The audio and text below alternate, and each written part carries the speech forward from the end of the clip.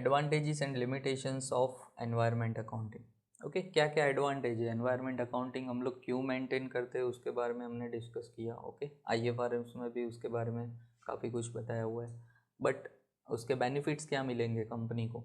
Okay, तो सबसे पहला बेनिफिट ये होता है कि ऑर्गेनाइजेशनल एनवायरनमेंट परफॉर्मेंस यहाँ पर जानने को मिलेगा कि ऑर्गेनाइजेशन ने एनवायरनमेंट के लिए क्या किया, वो यहाँ पर हमें पता चलेगा। ओके, उससे एनवायरनमेंट को क्या बेनिफिट्स मिल रहे हैं तो वो सब भी यहाँ पता चलेगा, क्योंकि ज़्यादातर हम लोग यही सोचते हैं कि ये ऑर्गेनाइजेशन सिर्फ पॉल्यूशन करते हैं, कंपनी पॉल्यूशंस फैलाती है और उससे एनवायरनमेंट को नुकसान होता है। ओके, लॉस होता है। बट अगर वो लोग अगर कुछ बेनिफिट्स दे रहे हैं एनवायरनमेंट को तो उसे शो करना भी ज़रूरी है, ताकि पब्लिक को भी पता चले कि वो ऑर्गेनाइजेशन काफ़ी कुछ एनवायरनमेंट के लिए भी करते हैं। ओके, सो उसका परफॉर्मेंस यहाँ पता चलेगा कि कौन सी जो कंपनी है वो बेटर काम कर रही है एनवायरनमेंट के लिए। Helpful for control and reduction. Okay, ये भी ज़रूरी है कि एनवायरनमेंट से आप जितना हो सके उतना जो रिसोर्सेज है, नेचुरल जो रिसोर्सेज, उसका बहुत ही कंट्रोल में यूज़ करें, मतलब कि वेस्टेज बहुत ही कम हो। ओके, तो अगर एनवायरनमेंट अकाउंटिंग मेंटेन किया होगा तो वो भी बेनिफिट मिलेगा यहाँ पर कि कंट्रोल रख सकते हैं हम लोग प्रोडक्ट पे, रिसोर्सेज पे कंट्रोल रख सकते हैं, रिडक्शन हो सकता है। ओके, सो ये बेनिफिट होता है।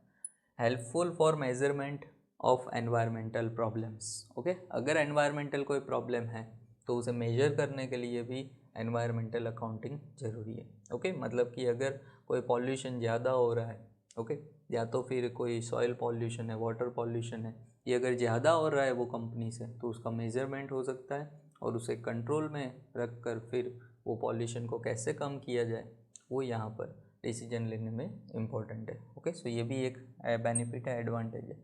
Different pictures in the eyes of stakeholder. Okay, अलग अलग यहाँ पर आप इमेज बना सकते हैं, क्योंकि अपनी कंपनी की इमेज कैसे बनानी है पब्लिक में वो हमें पता होना चाहिए। ओके, सो उसके लिए आपको एनवायरनमेंट के लिए भी कुछ करना होगा, सोसाइटी के लिए कुछ करना होगा, एम्प्लॉयज़ के लिए कुछ करना होगा, क्योंकि सिर्फ आप ही बेनिफिट्स नहीं ले सकते एज ए कंपनी, आपको भी सामने कुछ बेनिफिट्स देने होंगे। ओके, सो अगर आप एनवायरनमेंट को कोई बेनिफिट दे रहे हो, उसे अगर आप दिखा रहे हो, तो फिर उससे क्या होगा कि जो स्टेक होल्डर्स की आइज़ में जो इमेज है वो इमेज अच्छी होगी। ओके, इंप्रेशन अच्छी होगी। Provides guideline to follow best technique. यहाँ पर हमें गाइडलाइंस भी मिलेगी कौन सी टेक्निक बेस्ट है। ओके, कि कौन सी टेक्निक से हम लोग जितना हो सके उतना पॉल्यूशन कम कर सके, या तो फिर कोई मॉडर्न अगर कोई कॉन्सेप्ट है, कोई मॉडर्न टेक्निक है तो उसे भी यहाँ यूज़ कर सकते हैं, ताकि एनवायरनमेंट को जितना हो सके उतना कम लॉस हो। Okay, and indication of effectiveness of environmental management system. Okay, ये एक इंडिकेशन मतलब कि दिखा रहे हैं कि एनवायरनमेंट जो मैनेजमेंट सिस्टम है, कंट्रोल आप कैसे कर सकते हैं। ओके, अगर कोई डिसीजन लेने हो तो डिसीजन के लिए भी यहाँ ज़रूरी होता है। तो ये सारे बेनिफिट्स हैं कि अगर आप एनवायरनमेंट अकाउंटिंग मेंटेन करते हो तो ये सभी बेनिफिट्स आपको यहाँ पर मिलेंगे। ओके, पर सामने कुछ लिमिटेशंस भी है, क्योंकि ये एनवायरनमेंट अकाउंटिंग हर एक कंपनी के लिए उतना बेनिफिट नहीं दे पाता, इसकी कॉस्ट भी ज़्यादा होती है। सो एक तो एक्सपेंसिव है, टाइम कंज्यूमिंग है, इसका एक सेपरेट डिपार्टमेंट आपको बनाना होगा।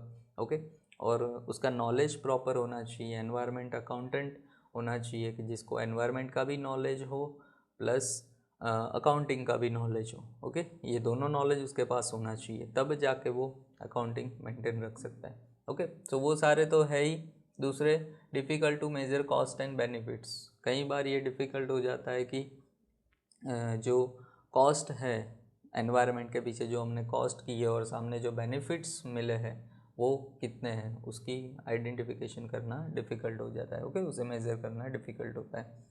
Doesn't manage the details of use of material and energy. हर एक अकाउंटेंट जितना मटेरियल आपने यूज़ किया, कितनी एनर्जी, हाँ चलो मटेरियल की कॉस्ट फिजिकल होती है तो वो आप फाइंड कर सकते हैं, बट एनर्जी की कॉस्ट क्या होगी, एनर्जी की जो यूज़ आपने कितना एनर्जी यूज़ की।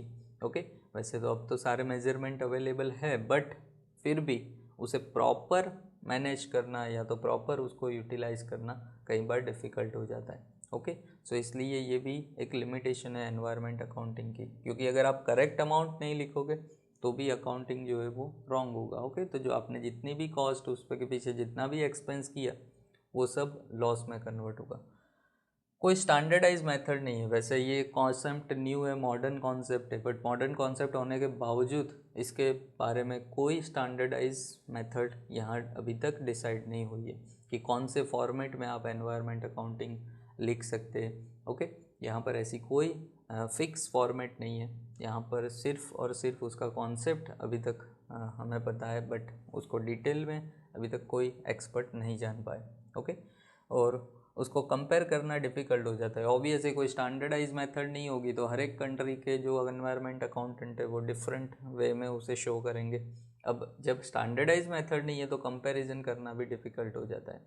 ओके, जैसे आप P&L बैलेंस शीट का जो कंपैरिजन है वो इजीली कर पाते हो, कोई भी कंट्री का P&L बैलेंस शीट आप इजीली कंपैरिजन कर सकते हैं क्योंकि वहाँ पर एक स्टैंडर्डाइज फॉर्मेट है।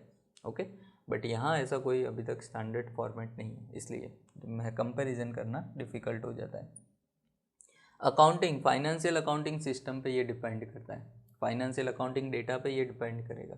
ओके, तो अगर फाइनेंशियल अकाउंटिंग में कोई मिस्टेक है तो एनवायरनमेंट अकाउंटिंग में भी प्रॉब्लम डिफ़िकल्टी होने के चांसेस बढ़ जाते हैं। ओके, सो वो एक डिपेंड करता है, और जब तक फाइनेंशियल अकाउंटिंग कंप्लीट ना हो तो आप एनवायरनमेंट अकाउंटिंग भी यहाँ पर नहीं कर सकते। तो ये भी एक उसका लिमिटेशन है। And for analysis purpose it is conduct independently.